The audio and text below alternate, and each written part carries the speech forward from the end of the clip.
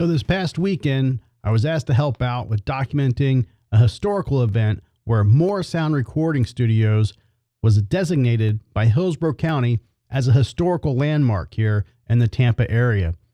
So you're going to see a lot of the old school musicians in this video that helped make that happen. We're going to have interviews from members of Cannibal Corpse, Nasty Savage, Monstrosity, Siren, and even Tim Hubbard, the photographer that was first to photograph Obituary and Deicide and bands like that. ABC Action News, they were on scene. They were doing interviews. But check this out. This is the full-length version of the event. So strap in. Here's my first interview with Jim Morse. What's up, everybody? It's Drew from the Drinking with Drew show, here with the legendary Jim Morse of Morrisound Studios in Tampa, Florida. Now, Jim, I heard you're not a drinker. You're drinking orange soda today, is that correct? Orange cream soda. Let's be specific. Okay. Now, that's your celebratory drink today for this awesome historical event that's going on with Morrisound Studios. Yeah, it's a long day for you. It's a awesome thing. I woke up at 5 o'clock this morning thinking about some of the people who used to work at the studio, both the artists and the engineers, and I've been seeing them all. It's surreal. It's actually crazy. I've talked to a few people here that traveled out of state that used to work with you. I mean, a lot of people came out for this. Yeah, we had our very first studio manager, Cindy. She flew in from LA. We had some people from the Carolinas and the Midwest. I mean, it's always been a family business, and at moments like this, you realize that it kind of was a two-way street of a family business. So I'm really humbled by it. 45 years. 44. We actually incorporated in 1981 and opened our doors in December of 81. So 44 years. It's just crazy. Okay. Now, you just got done recording a new album by Nasty Savage, Jeopardy Room. That's had a very, I guess, huge success. How was it like going back in the studio with Ronnie and the guys? Well, Ronnie, it's like I never left. I mean, it's like we just worked together last week. So despite the fact that the first album with them was 40 years ago, it was just like old home week. It was great. You know, he's a bundle of excitement. Don't tell him I said that. But we'll delete that. Yeah, but he's just so much fun to be around because he's everything. For Ronnie, when you're working with him, it seems like tomorrow's going to be a better day than today. It's just going to be better. Everything's going to get better from here on out.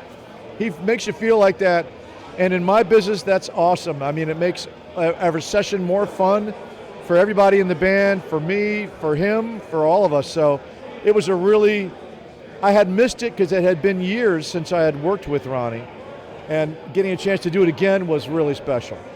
Yeah, it's awesome. What's next on the list? You got anything coming out?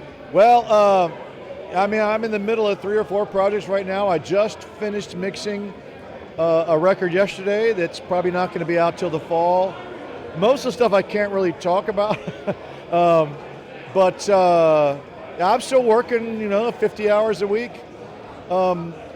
Since the last 24 years, since 9/11, we have a lot less international business than we used to have.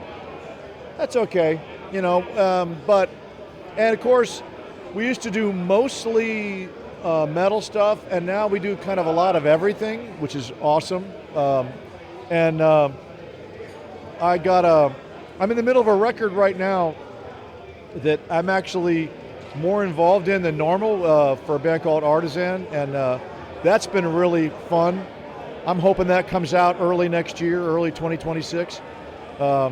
We just started cutting rhythm tracks for it, but that'll take the rest of the summer to get through that. But most of the stuff I'm working on I can't really talk about, so but I'm having fun. I heard that you were in the market for a new guitar, but your wife will not let you buy a new guitar. Is that true? But that doesn't translate?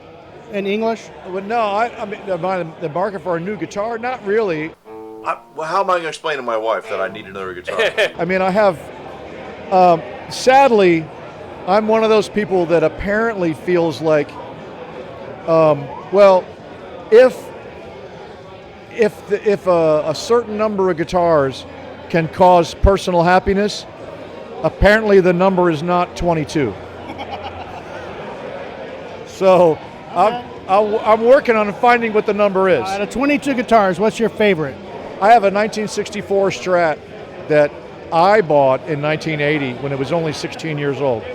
And that's my pride and joy. I have a 62 also that's a really nice guitar, but the 64, ugly as hell, by the way. It's a candy apple red, or it used to be. It's a terrible looking guitar. I love it. Absolutely love it. Now, outside of recording and guitars, what does Jim like to do? What is a Jim hobby? Wow. Music is a major part of my life, but I'm really a family man.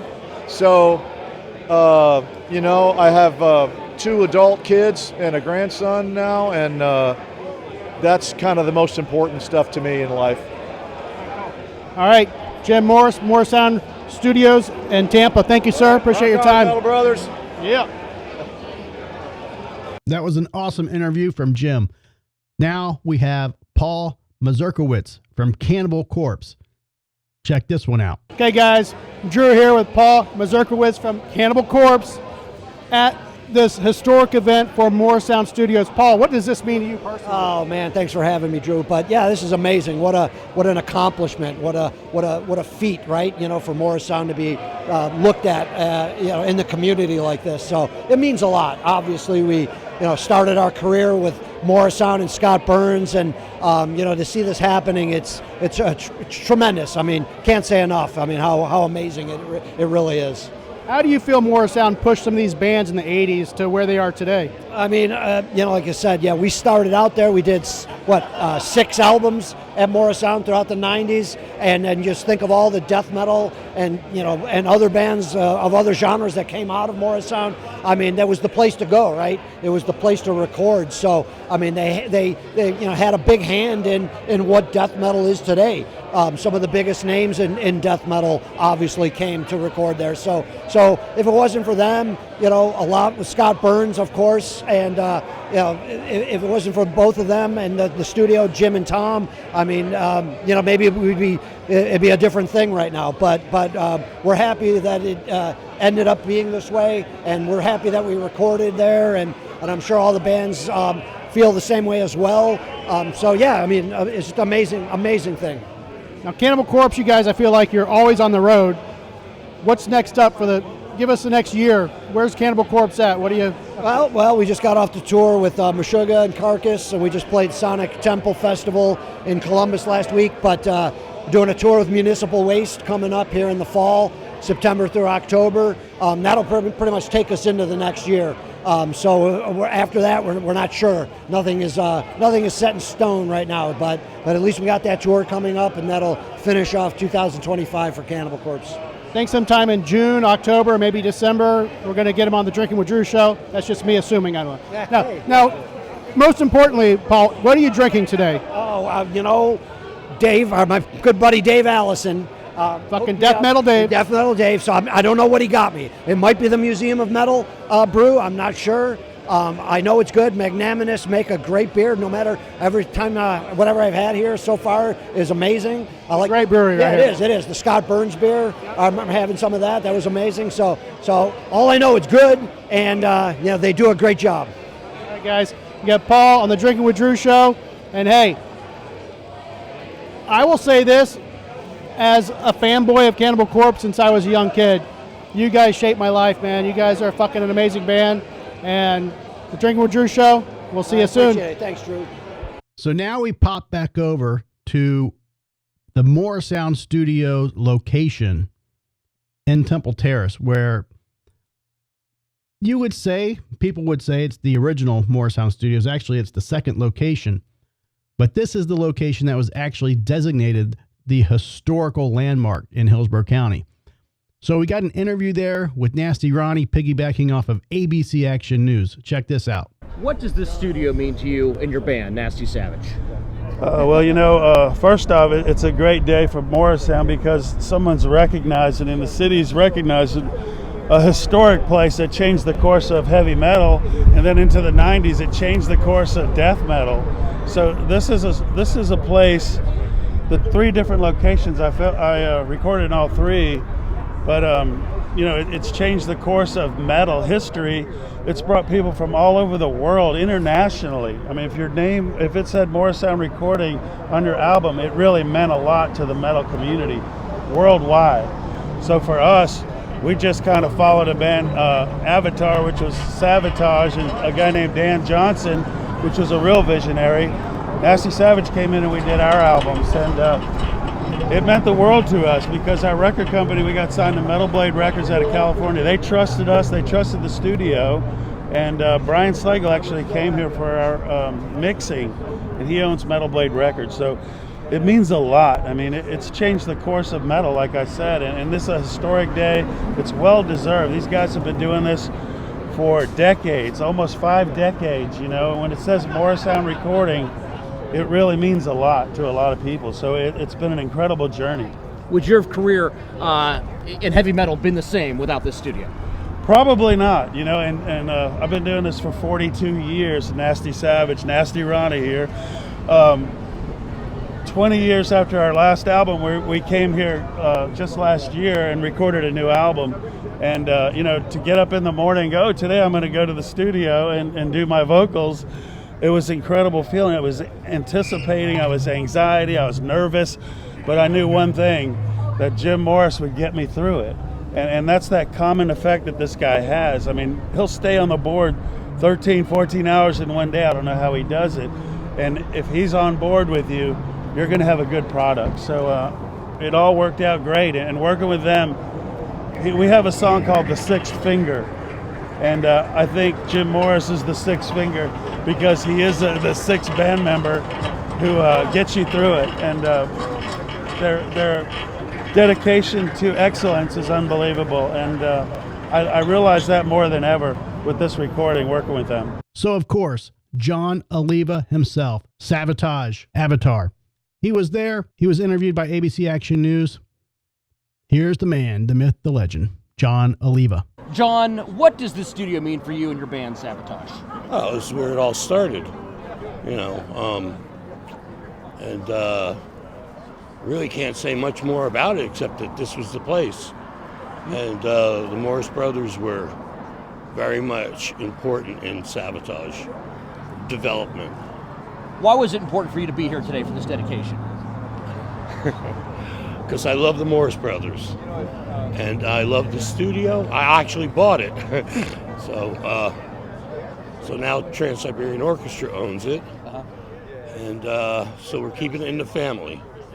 How neat is it for you to keep this studio alive? Its traditions, its obviously musical influence. Well, it's expensive as hell, but no, it's great. It's great. It's tradition, That's all I can say. It's tradition.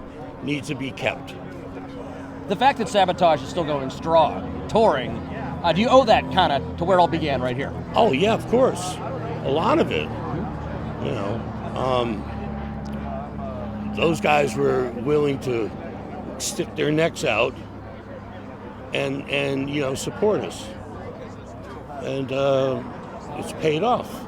And that was during a time where heavy metal maybe wasn't the most popular, right, form of music. It was kind of more a niche market.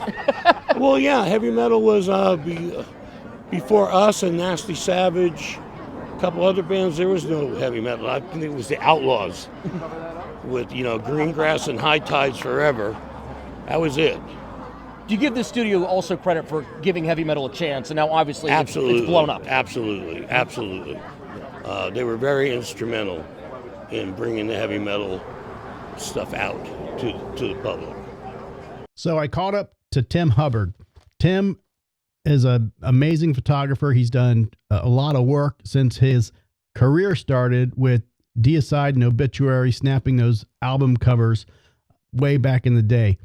So let's hear what Tim has to say on how this shaped his career and what it did for the metal community. I'm here with Tim Hubbard.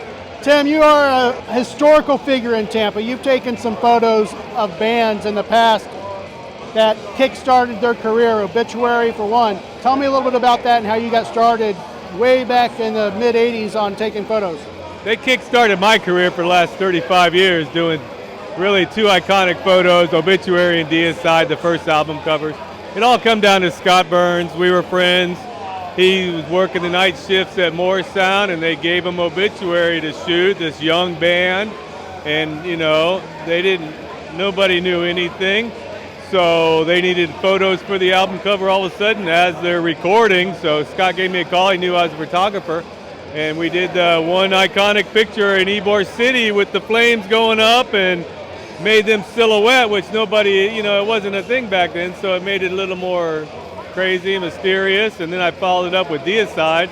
And from then it's just one after another. I'm still working. I'm still getting jobs from those two photo albums, really. A lot of promo pictures, a lot of album covers. A lot of it was because it was extreme metal. People didn't like it. It was only a handful of people, just like punk rock, and that's where I came from, you know. A handful of people like it. We went to the shows, and, you know, we covered what we liked. And so I got real lucky being in the right place, and, you know, it was extreme, so I was into it. And I was just one of the guys that kept bringing my camera to things, you know. Have you shot anything other than bands, or is that? Oh yeah, I'm a photographer full time. We shoot everything, anything and everything. I've been through the whole wheel, but you know, luckily I still get to shoot bands, which has always been my favorite thing. What are you shooting now? Obviously, film back in the day. What's your camera of choice now? It's all digital, but it really doesn't matter. They're just, you know, a great quote was from good football coach John Gruden. I don't marry the quarterbacks, I just use them. I don't marry camera equipment, I just use them till they break. So mostly Nikons, Canons, I've shot everything. It doesn't matter. It's not the equipment, you know, it's you going out and doing it. You know, so it really doesn't matter the media you're using. You know, I'm not into, what do you want, a Lincoln or a Cadillac? It doesn't matter, you know. Makes sense. All right, man. Well, what's the next year or so look for you? Very good. We're going to do another Tampa Bay Museum of Metal show in February. January, February, which is growing very good. I've just finished 2 album covers last month and helped a little bit on a video, so that's fun. I work also in fashion world, so that's most of my job now is with a designer who is in the music business too herself, and that's where I knew her from. So it just gets full circle. How do you feel about this today, this historical event with Morrisound Studios? Well deserved, well deserved. It's great, you know, and it's staying power. You know, what happened a long time ago, punk rock was a little thing, death metal was a little thing, and the internet kept it alive, and they were able to see the history of it, you know, and so it's gigantic now because of that, you know. We thought it was great then.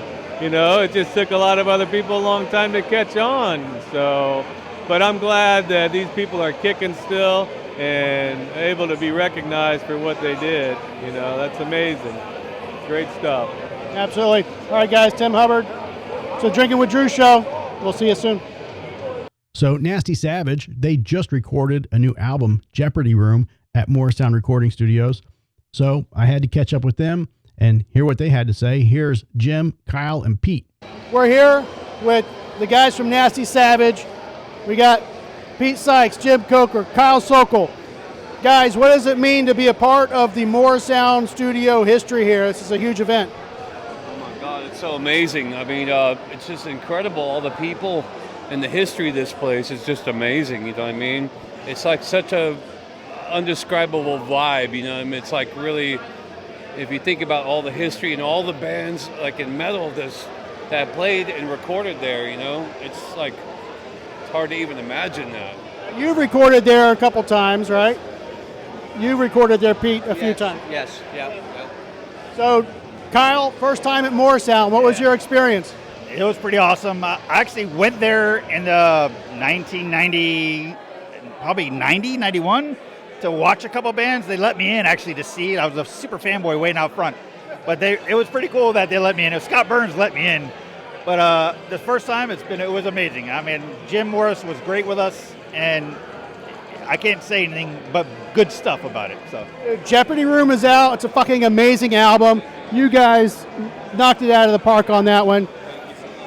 I mean, I will say this, huge time Nasty Savage fan from a long time, and I would say that's comparable to some of the best albums that they've released. Thank you so much. We really appreciate that. Now, do we see something in the future from you guys, 2006-ish or 26-ish?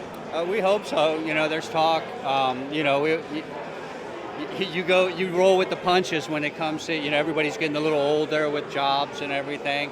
And if it can happen at all, we will make it happen, you know, and that's the plan.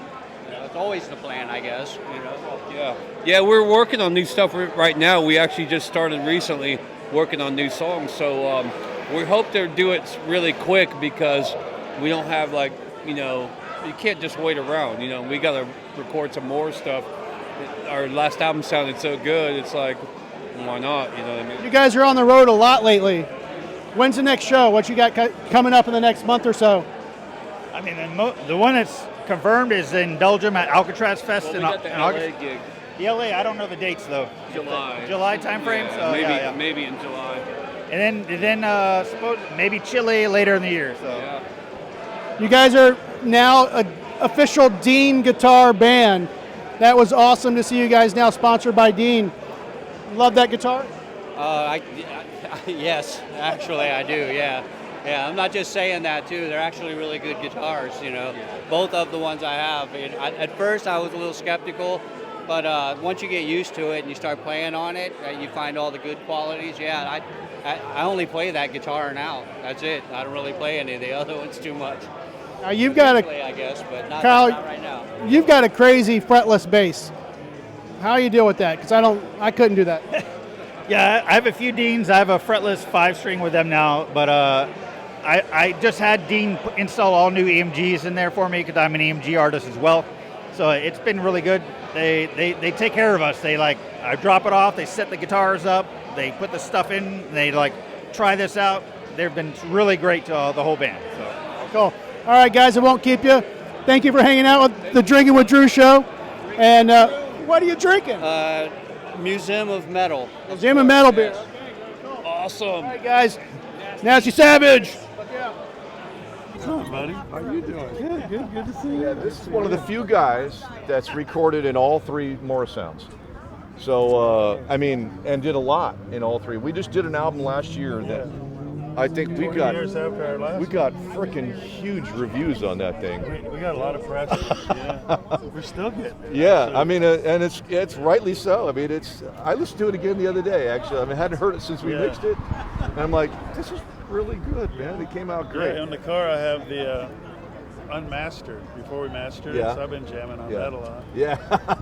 Did you master it too? Or who mastered it? I think I did. Yeah, good I'm trying not to master. I know BJ did. I'm trying not to master records anymore. I don't want to. I don't enjoy mastering, and I don't like me mixing the record and then me mastering it. I like somebody else to do it. So BJ's been fantastic at it, and we have tools now that we never had before. And basically, you can make a record as loud as anybody can possibly imagine, and it still retains a lot of the stuff that we were trying desperately to figure out how to do for 40 years. And now it's really much easier. But I just hate doing it. And it takes fine detail hearing that engineers my age shouldn't get involved in. So I'm good with not doing it anymore. So. But anyway, we had a great time here with this. From Drinking with Drew show, so he's going to do some behind the scenes stuff. Oh, cool. But congratulations. Listening to your voice a lot lately. Editing the behind the scenes videos. Yeah, the stuff I shot in the studio. How bad are you making me look? Listen. Well, the audio's good down there. Don't be afraid to come nice up. shirt, by the way. So Jim, congratulations on this great day with Dan Johnson. Yeah, Dan. Someone who really put it on the map, man. With the between Dan and me and Tom and Scott, I mean, I don't know that there would have been the kind of metal things in Florida that you guys were there at the very beginning. We followed, what Dan impacted into the metal community. It was just unbelievable. Yeah. So then we came through it. Yeah, but This is a historic day for you, man. How do you feel about this? I tell you, I woke up at 5 this morning, just like really excited about it. And here's the crazy thing: when I woke up, I was thinking about her, the girl in the blue dress. That was our first studio manager, Cindy. Do you remember her? Would that have been on At Florida Avenue, yes, because you knew her. I probably That's going back. That's going way back. I mean, I hadn't seen her in 40 years, and I was so excited. You know, some of these two guys were engineers of ours in the early 2000s, late 90s, and I haven't seen them since they went out and got like real jobs, and it's just so fucking great seeing them. Am I supposed to say words like that? It's okay, man. This is a big day. Dan, how's... My mom can't hear this because she passed away, so I can say whatever I want. My mom won't get mad. I just don't want your viewers to like hear Jim swearing and stuff. No, man, this is a historic day. Dan, how has it impacted you to be here from the beginning and your vision that kind of started it all off? It's amazing. Well, I had no idea that it was going to turn out to be what it's turned out to be. Back in the day, we were just trying to put out a record, you know, one record at a time, as you would say. And we were pretty fortunate that things caught on and the popularity grew, and bands like, Tampa Bay bands. I mean, what made you choose Morrisound back in the day, man? Oh boy, there were 2 ads in the Yellow Pages. It was Morrisound, and I forget who the other studio was. But you know what? Dan saw pictures of me with my long flowing blonde hair, and he goes, I got to work with that dude. We're in. All right, man. Well, things. Isn't it great? These dinosaurs were still roaming the earth. Yeah. It is. It's a testament. It's a testament to what we do. The really short arms. Yeah. So we got that going. All right. Well, we'll be right back with more here at the historic day at Morrisound Recording. This is a big day for Tampa Bay, and it's historic. People, stay tuned. Everybody in the Tampa metal community was at this event. I caught up with Ed Aborn of Siren, Brandon metal band back in the 80s, even released a new album back in 2022, A Mercenary's Fate. Be sure to check that out. I caught up with Ed, and here's his take on the event. All right, we have Ed Aborn, drummer of the Brandon-based metal band Siren. Ed, man, welcome out to this historic event. You look around, you see so many faces that you know in this community involved in Morrisound Studios. Oh, absolutely, man. It's amazing, one, to see so many familiar faces, so many cool people who I've known for like decades. A lot of them, especially Jim and Tom, having been very blessed to be friends with them for 40-something years now, and to see how they've grown and how the impact that Morrisound has had. I mean, from the first studio on Florida to 56th Street, and now just literally a half a mile from where we are right here. And as I said to you a second ago, what I love about this is the city recognizing the historical impact that Morrisound had on the music scene, not just locally, but globally. It's awesome.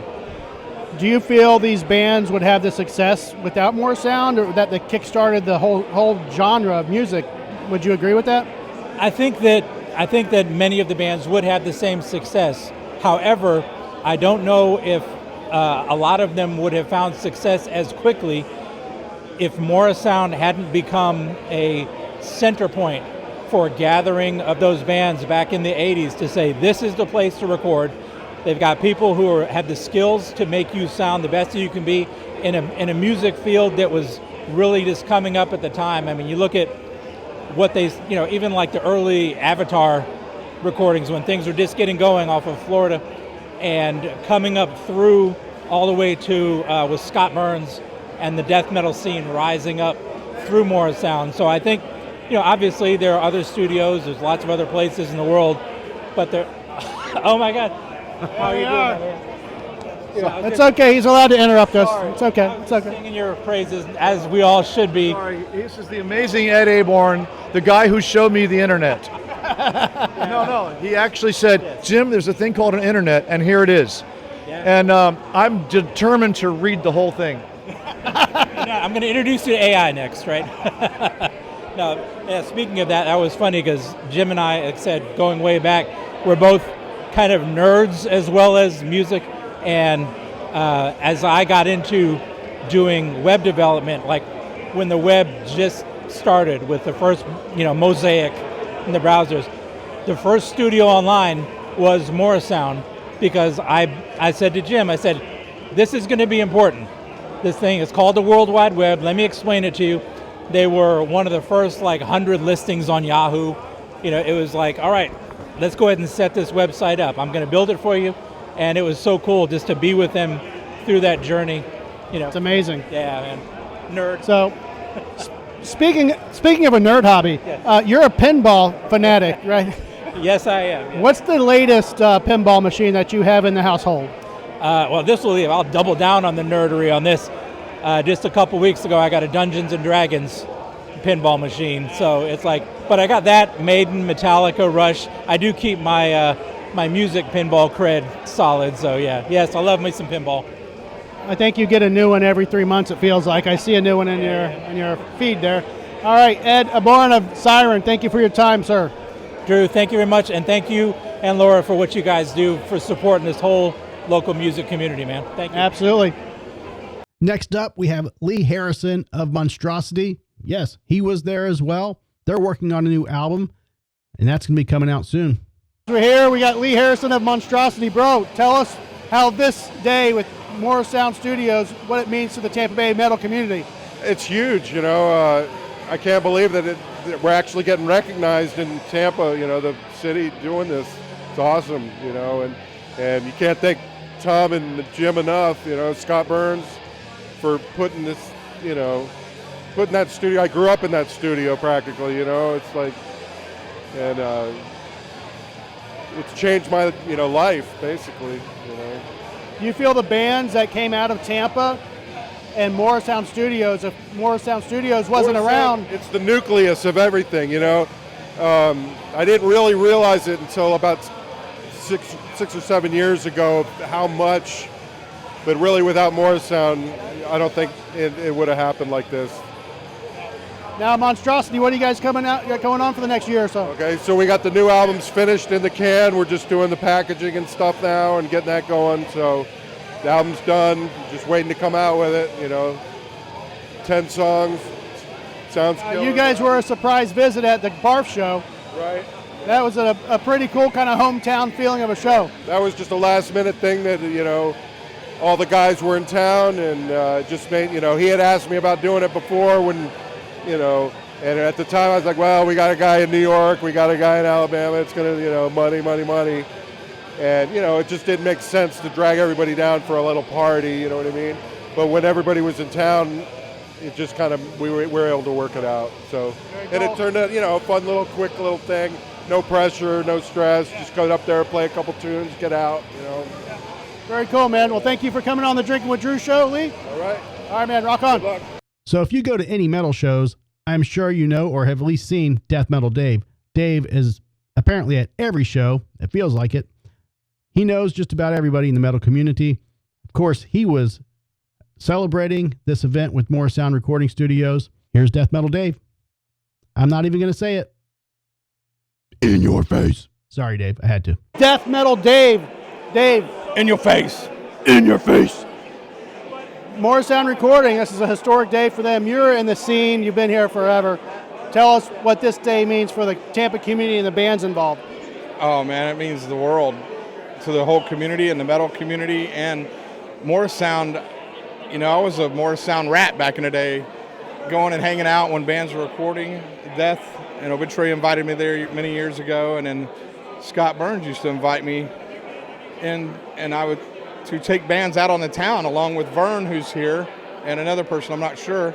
And this guy right here, Dave, who used to work there, he used to open the door for me all the time. What's up, Dave? What's up? Now, you live in Alabama now? I am in Asheville, North Carolina. Asheville, North now. Carolina. My bad. Yeah. I'm from Alabama. You're from Alabama. Okay. I'll get them straight eventually. So you were an engineer at Morrisound. When did you leave? I left. I was there between 2011 to 2015. Have you? This guy's crazy ass radio show on Wednesdays at 7 o'clock? Yep. Check Dave's show out.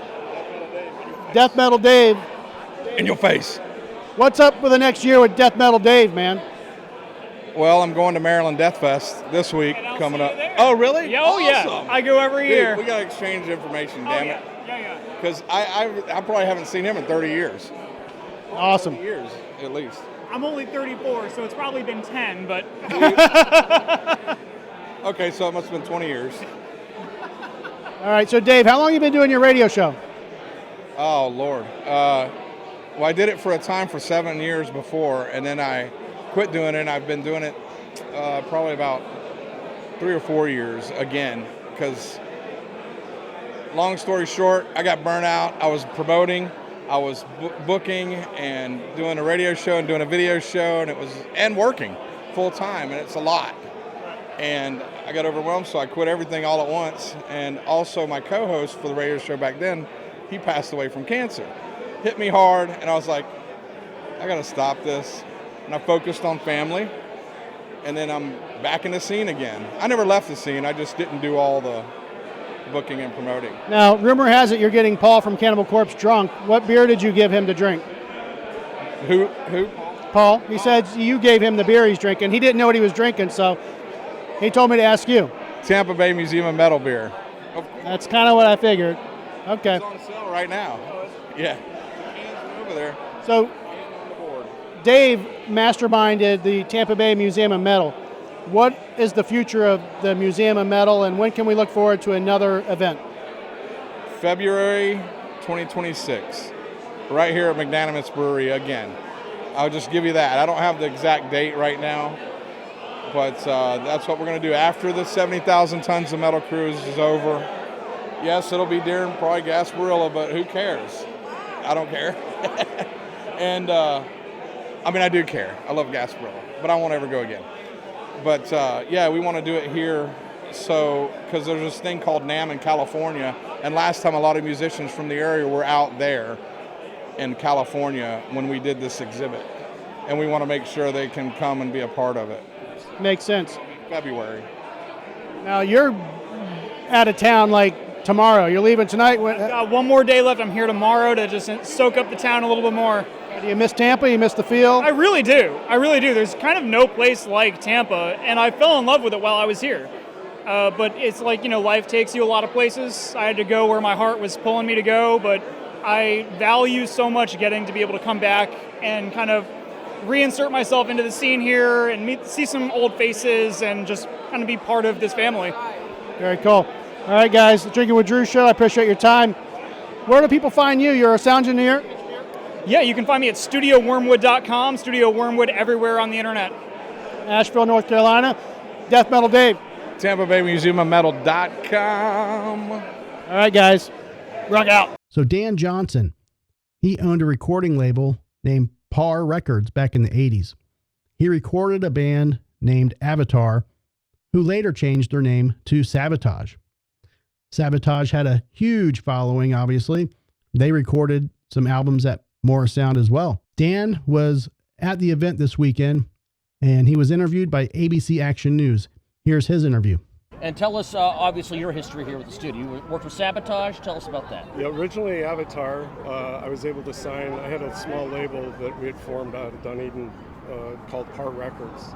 And we had signed Avatar, and we needed a place to record. And back then, I mean, you had to use Yellow Pages to find. There was 2 studios in the Tampa Bay area in the Yellow Pages, and it was eeny, meeny, miny, mo. I chose Morrisound, and the rest was history, So. Avatar obviously went on to be one of the most well-known heavy metal bands ever. Tell us how much they have to owe to the studio. Oh, everything. I mean, it's where it all started, and I mean, they continue to record here, and I think that there's not just Savatage, but there's several bands from the Bay Area: Nasty Savage, Crimson Glory, Siren. There's the list goes on, and at some point it became recognized by the rest of the metal community. And before you knew it, this was the place to go. I mean, it was where you wanted to record your record. So. For those huge heavy metal fans out there, is this almost like a place you should make a pilgrimage to? That's what we're doing today, right? Yeah. I mean, that's what we're doing. This is it. So yeah, absolutely. I mean, it started out in such a small way, and look what it's grown into. I mean, this is amazing. So, yeah, the metal community, the music community, and anybody who recorded for whatever purpose at Morrisound, I'm sure had nothing but good experiences. And hopefully this plaque, as people look at it, it's a little piece of history that people will learn who are music fans, right? I think that years to come, there's going to be a lot of photos taken in front of that plaque. People are going to come here to take pictures in front of that plaque because of what they did and the journey that they've come. So truly a place in music history. Absolutely, for sure. Truly a place in music history. So come visit it. Take a picture. All right, so now we have Nasty Ronnie of Nasty Savage, Ron Galletti, interviewing Jim Morse. I appreciate Ronnie for helping me out with this interview. Check it out. And how much fun it was doing that album last year. That was fun, you have to admit. Well, like I said in the interview, man, 20 years later, I'm just going to wake up one day and come do my vocals on a project. I'm like, I had anxiety. I was nervous. I was going, but, I'm working with Jim Morris, so it's all going to be all right. He's going to get me through it. Come on, it was fun. And you got us through it. Yeah, it was fun, though, we had to admit. And I love the guys in the old band, but I love the guys in the new band. They were totally into it. And what a great crew you got. It was awesome. And it was so much fun being together again after. And I'm trying to think, did we do the first record in 84 or 85? I think it was around 84-ish, close to 85. Probably, yeah. So that's 41 years that you and I have worked together. I just can't. I didn't think I had to do anything for 41 years. It's a testament to survival in business for both of us. And passion as well. Yeah, for both of us. I mean, obviously you still got it,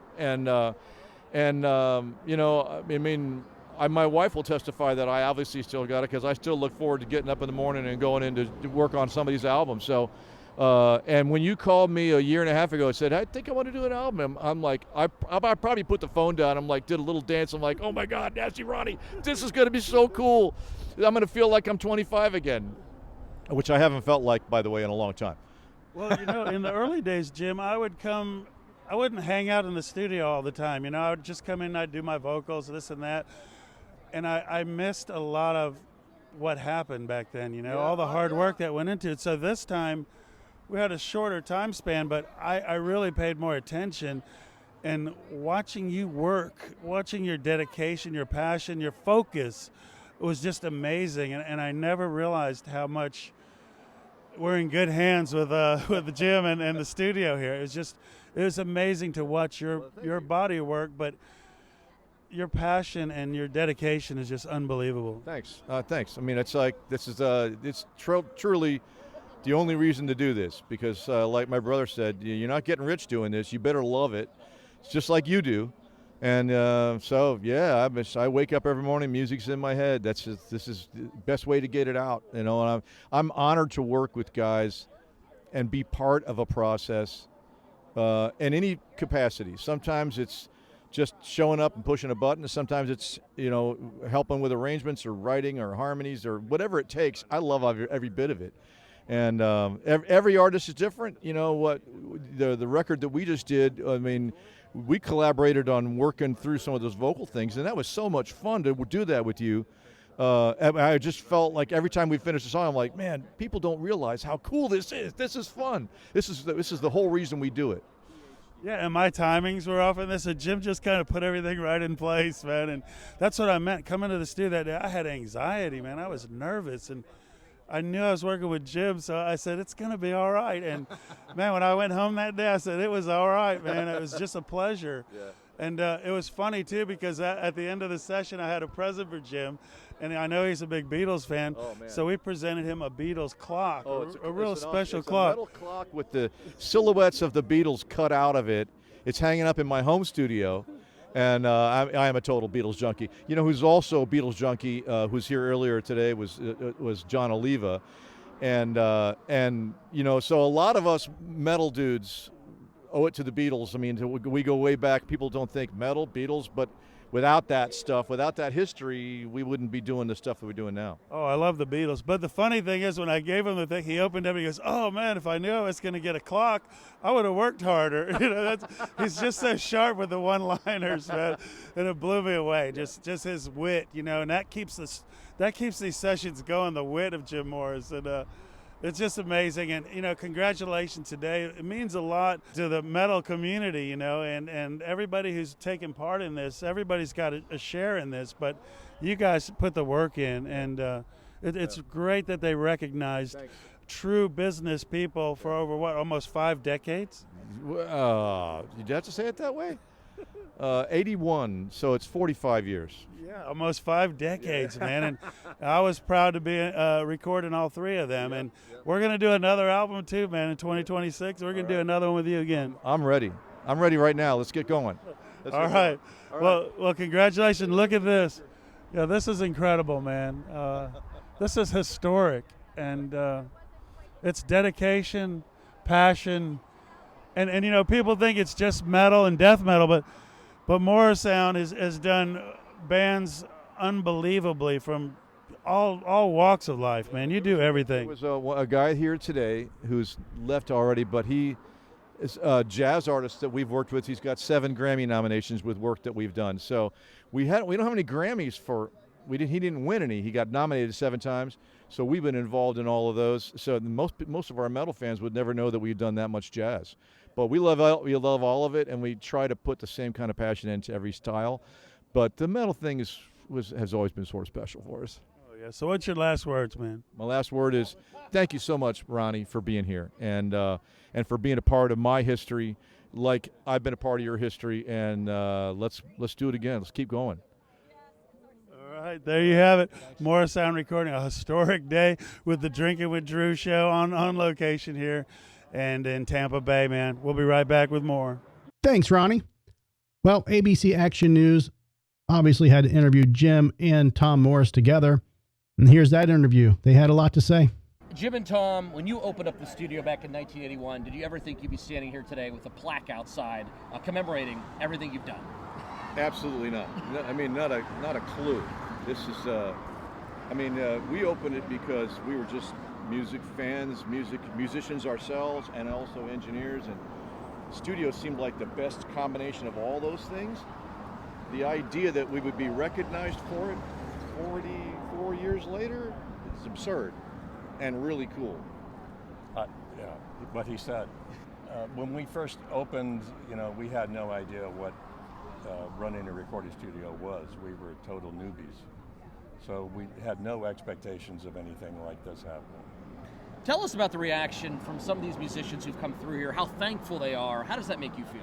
It's why we do this. It's that's our payoff. That, like I said, being a recording engineer is not a high-paying job. So your pay is the reward you get from a job well done, and the musicians tend to appreciate that as much as anybody because it's their baby. You're creating. Some of these bands have gone on to become very popular, sell so many records. Do you feel like you're a little part of that, like you're part of that family? Oh yeah, I mean, whether it's and it's not just from being there at the beginning of it, but it's a sort of a shared kind of journey, and we really, as technical and music people both, we're super proud of all of their efforts while they worked with us, since they worked with us, since they've gone on to do other things. A lot of them have come back. I did an album last year with a band that we first recorded in '84, and the feeling you get from that is pretty special. What about the Morrisound family beyond just you two brothers, but a lot of former employees came back today? How'd that make you feel? Oh, my God. I kind of was choked up about it. When you work, 15, 16-hour days with people for months on end, they get to be family or they hate you. Sometimes both. Sometimes both. It's family. Yeah. It's family. I've been having an emotional roller coaster here today, seeing our family members that come back that just kind of realize that they were part of something really special and that they remember it and it means something to them. that means a lot to both of us. Some of the people here in attendance told me that this really is the birthplace of death metal, of heavy metal, right here at Morrisound Studios. How would you respond? Well, the birthplace of it really is in the brains of some really creative people. We just kind of facilitated it and maybe made it work for the first time and allowed these musicians to create their vision. I know it sounds really California, but without being able to express that in a recording, no one would have ever heard it. So there's people who are not in attendance today, some have passed on and stuff that really were crucial to the whole genre forming, and we're just glad to be part of it. Some of these musicians said that you were the first to give them a chance, to actually give heavy metal a chance in a recording studio, to make it mainstream. How would you respond to that? So I think the deal was, and Jim and I have talked about this before, is that we actually cared about what their music sounded like, and I think they'd been getting written off prior to their experience with us at studios that just thought it was not good music and didn't want to record it, and we cared. Like I said, we love to record music, and we do our best with everything. So we're happy that we were able to accommodate them and help make their dreams come true. And I'll wrap this up here, but heavy metal fans and just music fans from all over are expected to come and read and look at this plaque. How does that make you feel to know that now you've been immortalized? It makes me feel several things. One, I must be really old. Because I've seen the plaques in Ybor City and stuff. I'm like, oh, those are old people. So part of me goes, hey, wait a minute, I'm not that old. And the other part is like, we're both very proud of this. It's the kind of thing you just never expect. And again, it's not why we did it, but man, is it cool. And because of this ceremony today, this history will live on forever. Yeah, that's something we never expected. But it's a wonderful thing. So when we still get fans from all over the world that come to see the studio because of the records that we produced in the 80s and 90s, because they don't go out of style. So this will give fans some place to go take a picture. A pilgrimage site. Right. Real quick, nuts and bolts. Do we have a number, like a couple numbers of how many, as far as gold records, things like that? Do we have anything like that as far as your accolades? Do we have a number? 20 according to SoundScan, the top 20 selling out of 25 albums in the death metal genre were recorded right here. So out of the top 25, 20 of them are right here. Yes. Yeah. Wow, that's amazing. Yeah, it's great. And you still have a lot of relationships with these bands, right? Yeah, yes, yeah. We do. Like I said, I did an album with the band Nasty Savage last year. It's a great record, and I first worked with them at our original studio before this one, back in 1984, and so those relationships, are lasting. Our relationship with Jon Oliva from Savatage, we recorded in '82. Still a great family relationship. Those are things that you dream about, and it's pretty awesome. And I will say that it would be remiss if I didn't mention that I'm hoping my grandchildren will keep this polished, this sign. Yeah. Yeah. Well, I mean, they need something to do, right? Right. They come out here at least once a month. Yeah. And when did you guys officially close the studio? Well, on your part. Well, you kind of sold. It's still a studio. It's still a studio. We sold it to Trans-Siberian Orchestra 10 years ago, and 2014, and we still have great relationships with that organization, both the engineering staff and the artists. And so it's still a live, active studio. It's a private studio, but studio. It's still a vibrant and a live place, and we're really excited about that too. So if I was going to say, if people wondering, what is it now? It's a private studio for the Trans-Siberian Orchestra. Yes. Gotcha. Yes. And now, do you still record anywhere else? Any other studios? Or are you kind of retired? We built a new studio after we sold this. We downsized to a smaller studio in the Sulphur Springs area. Gotcha. So you guys are still recording, still going strong. Absolutely. Still going strong. In fact, some of the artists here today have recorded with us at our new place too. And it's still called Morrisound? Yes. Okay, so you guys are, just all you did was really move then. You're still going strong. Yeah. We kept the business, we just moved the location. Gotcha. You guys were great. Congratulations. Thank you so much. Congratulations. Thank you so much. So there was a speech provided by Tom Morris. I know it was on a busy highway. There's a lot of traffic in the background. We're doing what we can here. Here's Tom. Now I'd like to introduce the man who created everything here, along with his brother, Tom Morris.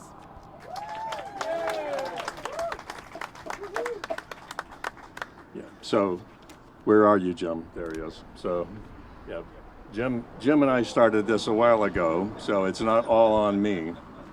But because I knew I was with seeing all of you and so many of you that I haven't seen in so long that I was probably going to lose it, so I wrote a speech. So if you'll pardon me, I'm going to read this thing. So a few weeks ago, I was asked for a quote about what this recognition means to the family business. And to answer that, I took a look back at why we started Morrisound in the first place.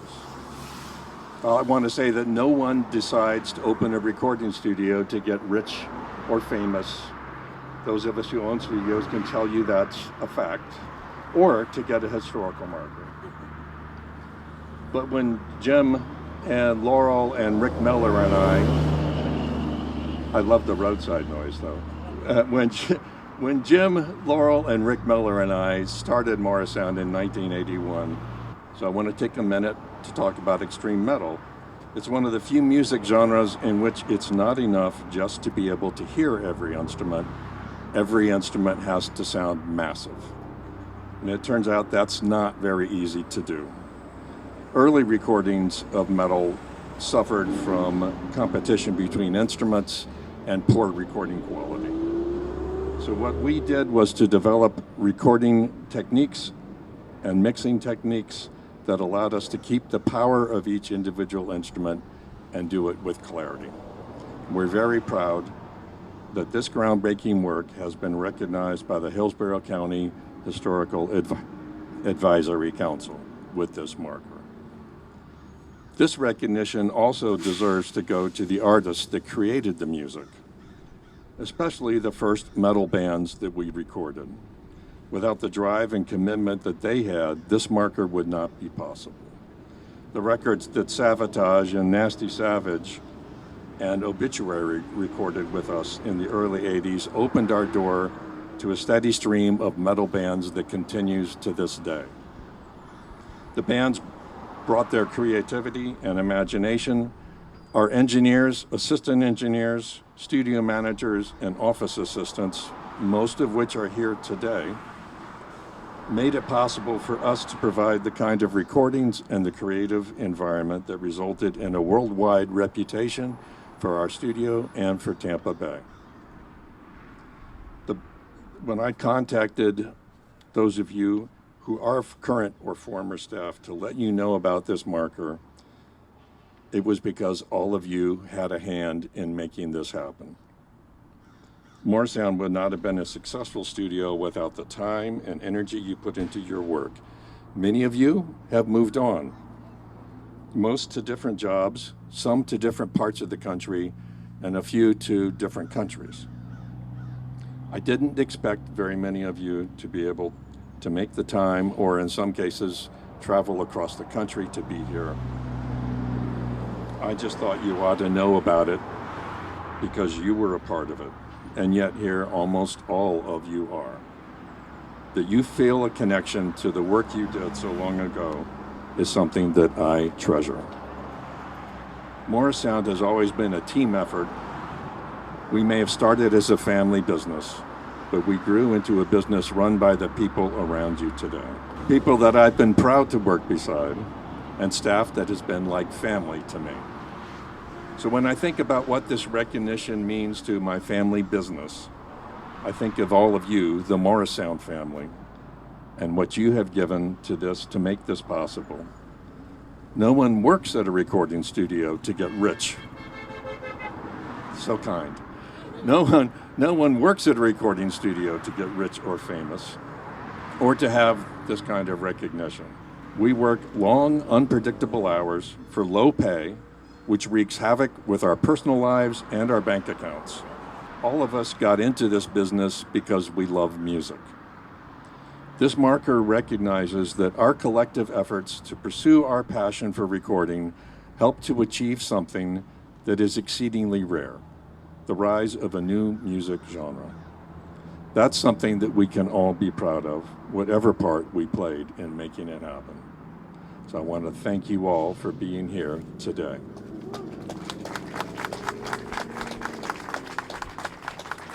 So now we're going to rip this thing off. I need Jim up here. 1, 2, 3.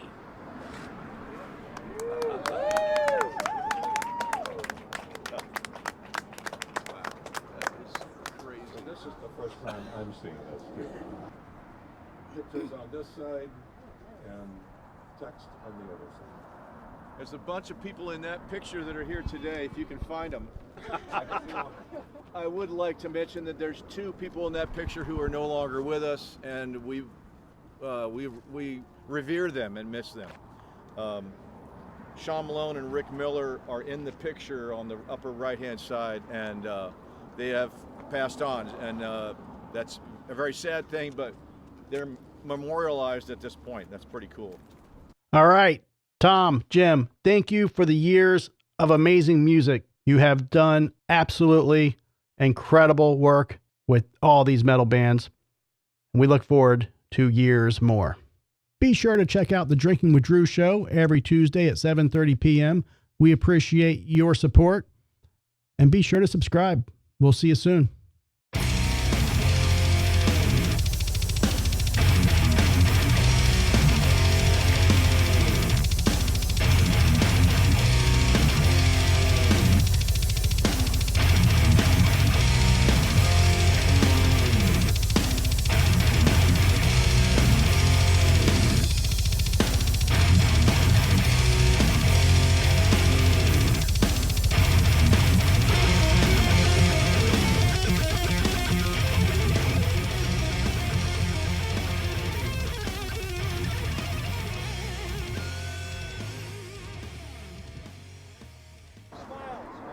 That's my smile. That's his smile. That's it.